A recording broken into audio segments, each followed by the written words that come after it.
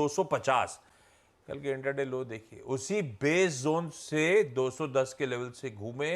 अगर आपने वो बाय इनिशिएट किया होता कल के पेनफुल सेशन में भी, तो बहुत बढ़िया रिवॉर्ड देके गया था। तो कल तो लेवल्स पे ब्यूटीफुल प्ले आउट हो गया। बिल्कुल। अब आज के लिए क्या वॉच आउट करें? बिल्कुल, आज भी लेवल बेस्ड ही प्ले रहने वाला है आशीष, मेरे ख्याल से। देखिए ये मार्केट में ना वो जो अजीत का डायलॉग था ना, वो काम कर रहा है वाकई में। वो लिक्विड ऑक्सीजन वाला कि लिक्विड मरने नहीं देगा, ऑक्सीजन नहीं देगा और ऑक्सीजन मरने नहीं देगा। इस मार्केट में प्रॉब्लम क्या है कि पिछले 3-4 दिन में कि बजट ने चलने नहीं दिया मार्केट को। ये फैक्ट है कि बजट की वजह से नहीं चला मार्केट, वो जो टैक्सेशन आ गया उसकी वजह से। लेकिन लिक्विडिटी और जो साइड पे पैसा है और जो रिटेल का पैसा है, वो मार्केट को गिरने नहीं दे रहा है। इसका सबसे बड़ा एग्जांपल है एडवांस डिक्लाइन। अगर आप कल का एडवांस डिक्लाइन देखेंगे, मतलब मार्केट में हम कई बार निफ्टी वगैरह देख के काम चला लेते हैं, लेकिन कल का आप अगर एडवांस डिक्लाइन देखेंगे, उससे बेटर आपको एग्जांपल नहीं मिलेगा। देख कहाँ शुरुआत की थी हमने, रेड लाइन कितनी ऊपर थी और ग्रीन लाइन कितनी नीचे थी, और जब तक हम बंद हुए तब तक हम ऑलमोस्ट इवन स्टीवन, एक समय पे तो ग्रीन रेड के ऊपर आ गया था। ठीक है, ये क्यों हो रहा है और क्यों मिड कैप आउट परफॉर्म कर रहा है? अच्छा, एक और चीज़ हो रही है मार्केट में, मैं निफ्टी की स्ट्रेटजी से थोड़ा डाइवर्ट कर रहा हूँ अपने आप को।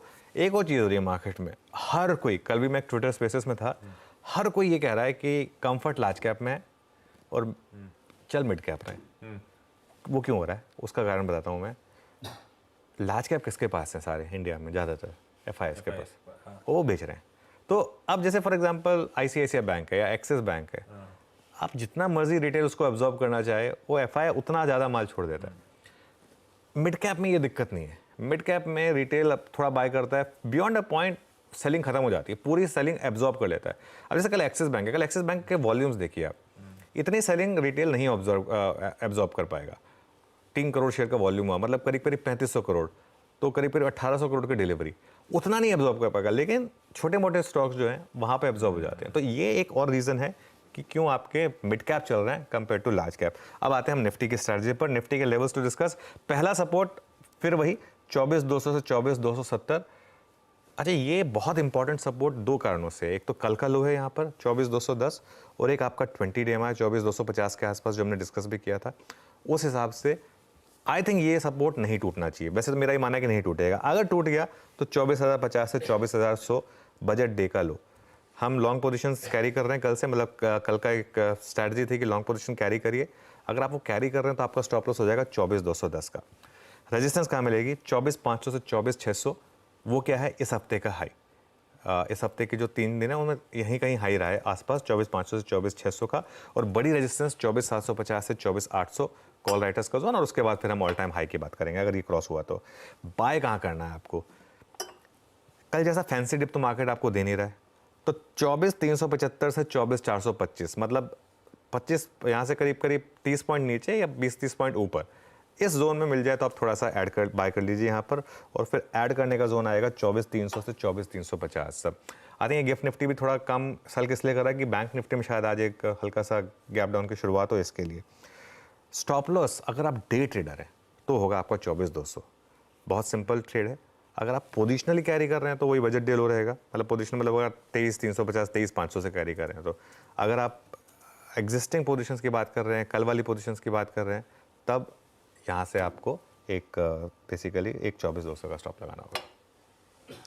ये हो गया निफ्टी 50 का आज का आउटलुक, आज की स्ट्रैटेजी। निफ्टी बैंक वो पॉकेट जिससे रह रहे के दूर, कल भी कुछ नहीं करा इस पॉकेट, क्या अंडर परफॉर्मेंस था, पूरे दिन प्रेशर में ही रहा और फाइनली 400-450 पॉइंट दबाव, 3/4% से ज्यादा कमजोर। और आज वो निगलिंग वरीज जो सुबह से अपफ्रंट मेंशन भी हो गई।